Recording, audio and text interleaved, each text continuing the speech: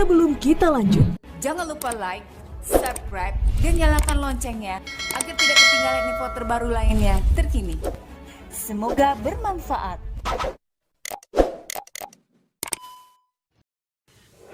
Assalamualaikum warahmatullahi wabarakatuh. Ketemu lagi dengan TV Family. Kali ini akan membahas dan memberitakan tentang peran dan teladan para tokoh persatuan Indonesia. Sebelum kita lanjut, jangan lupa bagi yang belum subscribe untuk menekan subscribe, like, dan share, kemudian tekan tanda lonceng agar tidak ketinggalan konten yang bermanfaat. Kemajuan dan kemunduran suatu bangsa ada di benak generasi mudanya. Oleh sebab itu, kita sebagai suatu bangsa yang besar patut dan wajib untuk menteladani, mencontoh para pejuang bangsa Indonesia. Hal-hal yang baik kita lanjutkan, yang buruk kita tinggalkan. Baik, yang pertama kita sampaikan tentang Insinyur Soekarno. Insinyur Soekarno lahir di Blitar, Jawa Timur tanggal 6 Juni 1901 dan meninggal di Jakarta tanggal 21 Juni 1970 pada usia 69 tahun. Beliau adalah Presiden Indonesia pertama yang menjabat pada periode 1945 sampai 1966. Beliau memainkan peranan yang penting untuk kemerdekaan bangsa Indonesia dari penjajahan Belanda. Beliau merupakan salah satu penggagas ideologi Pancasila. Beliau juga seorang proklamator kemerdekaan Indonesia bersama dengan DRS Muhammad Hatta yang terjadi pada tanggal 17 Agustus 1945. Presiden Soekarno diberhentikan dari jabatannya sebagai presiden pada sidang istimewa MPRS tahun 1966. Bersamaan dengan itu mengangkat Soeharto sebagai pejabat Presiden Republik Indonesia. Tentu saja Presiden Soekarno banyak memberikan gagasan-gagasan di dunia internasional. Keprihatinannya terhadap nasib bangsa Asia Afrika yang masih belum merdeka saat itu, belum mempunyai hak untuk menentukan nasibnya sendiri, menyebabkan Presiden Soekarno pada tahun 1955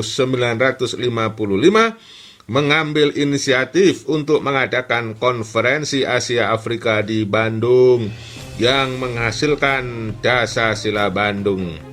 Ketimpangan dan konflik akibat bom waktu yang ditinggalkan negara-negara barat yang dicap masih mementingkan imperialisme dan kolonialisme, ketimpangan dan kekhawatiran akan munculnya perang nuklir yang merubah peradaban, ketidakadilan badan-badan dunia internasional dalam memecahkan konflik juga menjadi perhatian Soekarno.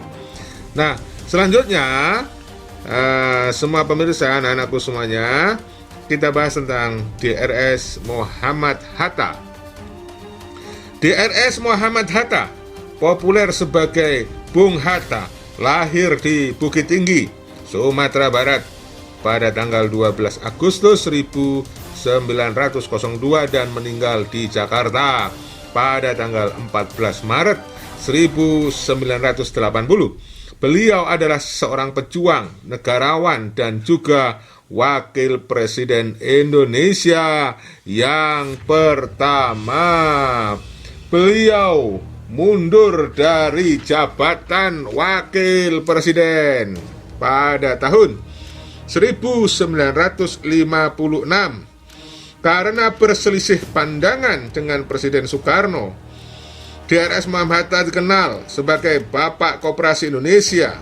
Bandar Udara Internasional Jakarta menggunakan namanya sebagai penghormatan terhadap jasanya sebagai salah seorang proklamator kemerdekaan Indonesia.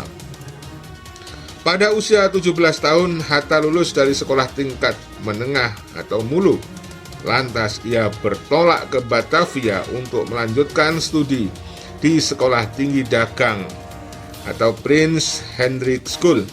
Hatta makin tajam pemikirannya karena diasah dengan beragam bacaan, pengalaman, literasi sebagai bendahara GCP Pusat. Perbincangan dengan tokoh-tokoh penggerak dan pergerakan asal Minangkabau yang bermukim di Batavia, serta diskusi dengan temannya sesama anggota GSP. Pada tahun 1932, Hatta kembali ke Indonesia dan bergabung dengan organisasi Klub Pendidikan Nasional Indonesia yang bertujuan meningkatkan kesadaran politik rakyat Indonesia melalui proses pelatihan-pelatihan. Belanda menangkap Hatta bersama Sultan Syahrir, Ketua Klub Pendidikan Nasional Indonesia, pada bulan Februari 1934. Nah, pada tahun 45, Hatta secara aklamasi diangkat sebagai Wakil Presiden pertama Republik Indonesia. Tokoh selanjutnya adalah Jenderal Gatot Subroto. Jenderal Gatot Subroto merupakan tokoh yang lahir di Banyumas, Jawa Tengah 10 Oktober 1907 dan beliau meninggal di Jakarta 11 Juni 1962. Semasa hidupnya, Gatot Subroto mempunyai peranan besar bagi bangsa Indonesia. Di tahun 1923, Gatot Subroto yang awalnya hanya pegawai yang kemudian masuk sekolah militer Kenil, Magelang. Kemudian saat Jepang menduduki Indonesia, Gatot Subroto mengikuti pendidikan peta di Bogor. Setelah kemerdekaan, Gatot Subroto memilih masuk Tentara Keamanan Rakyat atau TKR, dan pekerjaannya pun berlanjut sampai dipercaya menjadi Panglima Divisi 2, Panglima Korps Polisi Militer, hingga menjadi Gubernur Militer Daerah Surakarta dan sekitarnya.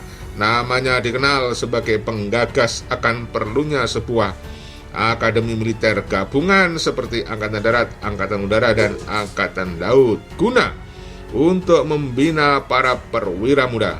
Kemudian gagasan tersebut diwujudkan dengan dibentuknya Akademi Angkatan Bersenjata Republik Indonesia atau AKABRI di tahun 1965. Tokoh yang keempat selanjutnya adalah Jenderal Besar Abdul Haris Nasution. Abdul Haris Nasution merupakan tokoh yang lahir di Kota Nopan, Sumatera Utara pada 3 Desember 1918 dan meninggal di Jakarta 6 September tahun 2000 saat umur 81 tahun. Ketika Belanda membuka Sekolah Perwira Cadangan Indonesia pada tahun 1940, Abdul Haris Nasution ikut masuk dan mendaftar di sana. Kemudian Nasution diangkat sebagai pembantu letnan di Surabaya. Di tahun 1942, beliau mengalami pertempuran pertamanya di Surabaya melawan Jepang. Setelah berhasil mengalahkan Jepang dalam Perang Dunia Kedua bersama dengan Ekspeta, Nasution mendirikan Badan Keamanan Rakyat pada tahun 1946. Nasution dilantik oleh Presiden Soekarno sebagai Panglima Divisi Siliwangi. Sebagai seorang tokoh militer nasional, Nasution dikenal dengan ahli perang gerilya dan dikenal sebagai penggagas Dwi Fungsi ABRI. Semua gagasan perang gerilya Nasution dituangkan ke dalam buku yang berjudul Fundamental of Guerrilla Warfare. Tokoh selanjutnya adalah Letnan Kolonel Slamet Riyadi. Slamet Riyadi merupakan tokoh yang lahir di Surakarta pada tanggal 26 Juli 1927 dan meninggal di Ambon pada 4 November 1950 saat berumur 23 tahun. Menjelang proklamasi 1945, Slamet Riyadi melarikan sebuah kapal kayu milik Jepang untuk melakukan perlawanan terhadap Jepang setelah diangkat sebagai Komandan Batalion Resimen 1 Divisi 10. Letnan Kolonel Slamet Riyadi berhasil menggalang para pemuda, menghimpun kekuatan pejuang dari pemuda-pemuda terlatih ekspeta, Haihu, Kaigun, dan merekrutnya dalam kekuatan tingkat batalion yang disiapkan untuk mempelopori perebutan kekuasaan politik dan militer di kota Solo dari tangan Jepang. Slamet Riyadi kemudian diangkat menjadi Komandan Batalion ke-14 di bawah Divisi 4. Panglima Divisi 4 adalah Mayor Jenderal Sutarto, dan divisi ini dikenal dengan nama Divisi Panembahan Sinopati.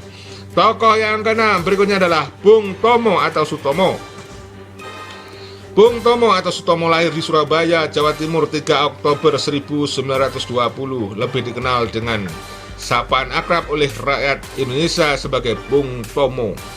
Adalah pahlawan yang terkenal karena peranannya dalam membangkitkan semangat rakyat untuk melawan kembalinya penjajah Belanda melalui Tentara Nika yang berakhir dengan pertempuran 10 November 1945.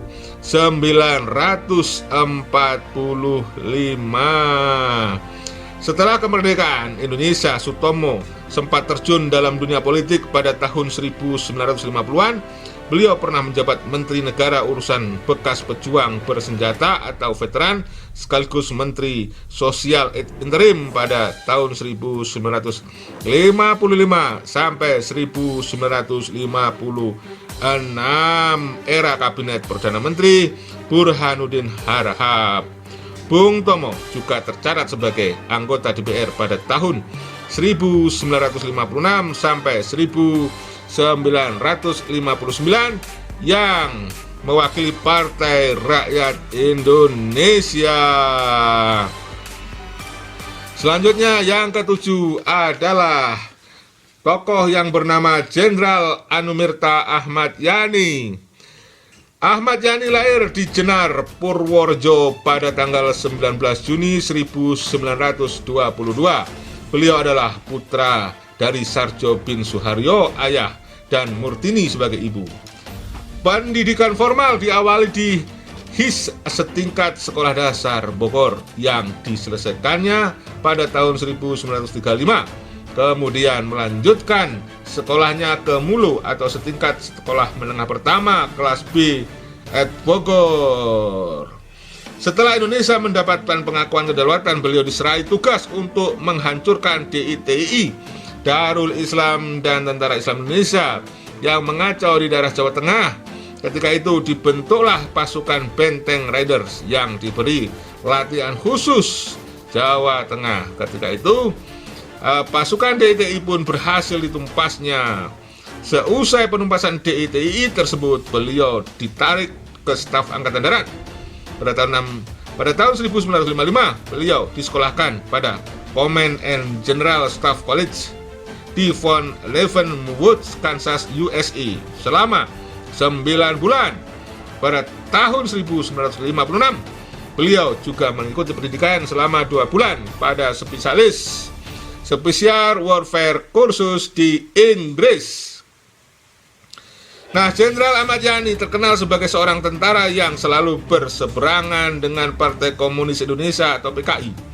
Ketika menjabat Menteri Panglima Angkatan Darat, Menpangat atau yang sekarang menjadi Kepala Staf Angkatan Darat sejak tahun 1962, ia menolak keinginan PKI untuk membentuk Angkatan ke-5 yang terdiri dari buruh tani dipersenjatai. Karenanya, dengan fitnah bahwa sejumlah TNI Angkatan Darat telah bekerja sama dengan sebuah negara asing untuk menjatuhkan Presiden Soekarno, telah membentuk Dewan Jenderal, maka PKI lewat gerakan 30 September G13 PKI menjadikan Jenderal Ahmad Yani sebagai salah satu target yang diculiknya.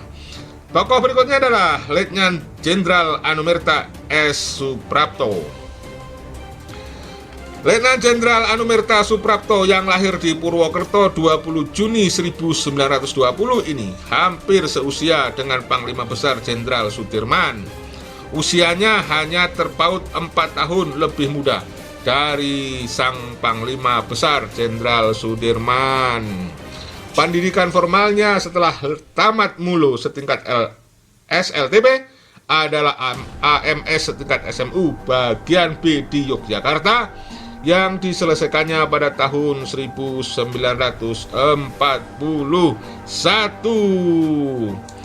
Nah, setelah Indonesia mendapat pengakuan kedaulatan, beliau sering berpindah tugas. Pertama-tama beliau ditugaskan sebagai Kepala Staf Tentara dan Teritorial 4 di Ponorogo, Semarang. Nah, pada saat mengangkut jabatan, pengaruh PKI sedang marak di Indonesia. Partai Komunis yang merasa dekat dengan Presiden Soekarno dan sudah berpengaruh pada sebagian rakyat bawah, kemudian mengusulkan agar kaum buruh dan tani bersenjatai yang disebut dengan Angkatan Kelima sama dengan Ahmad Yani. Suprapto diculik dan Suprapto yang karena kesetiaannya pada Pancasila gugur sebagai pahlawan revolusi. Tokoh berikutnya yang ke-9 adalah Letnan Jenderal Anumerta MT Haryono. MT Haryono dilahirkan di Surabaya 20 Januari 1924. Ini sebelumnya memperoleh pendidikan di ILS atau setingkat sekolah dasar. Kemudian diteruskan ke HBS setingkat sekolah menengah umum. Setamat dari HBS, beliau sempat masuk ke Ika Daigaku, sekolah kedokteran masa pendudukan Jepang, Jakarta. Namun tidak sempat tamat. Kemudian Letnan Jenderal Anumerta MT Haryono pernah menjabat sebagai Sekretaris Delegasi Militer Indonesia pada Konferensi Meja Bundar Atas Militer Republik Indonesia untuk negeri Belanda, dan terakhir sebagai Deputi 3 Menteri Panglima Angkatan Darat, Menpangat. Beliau merupakan perwira yang fasih berbicara dalam bahasa Belanda, Inggris, dan Jerman. Kemampuannya itu membuat dirinya menjadi perwira penyambung lidah yang sangat dibutuhkan dalam berbagai perundingan. Pada saat pemberontakan G30 SPKI, Mayor Jenderal MT Haryono gugur sebagai pahlawan revolusi. Beliau kemudian dimakamkan di Taman Makam Pahlawan Kalibata. Sebagai penghargaan atas jasa-jasanya, pangkatnya yang sebelumnya masih Mayor Jenderal kemudian dinaikkan 1 tingkat menjadi Letnan Jenderal. Ya, para pemirsa, anak-anakku semuanya, para subscriber, saya cukupkan sekian dulu untuk membahas tokoh-tokoh yang patut kita teladani. Tentu saja masih banyak tokoh para pejuang yang pernah punya banyak jasa untuk NKRI yang bisa kita teladani. Silakan kalau ada yang ingin dibahas, tulis saja di kolom komentar siapa-siapa lagi tokoh yang ingin kalian bahas, akan kita bahas. Silakan request di kolom komentar. Saya kira itu. Saya akhiri. Wassalamualaikum warahmatullahi wabarakatuh. Merdeka!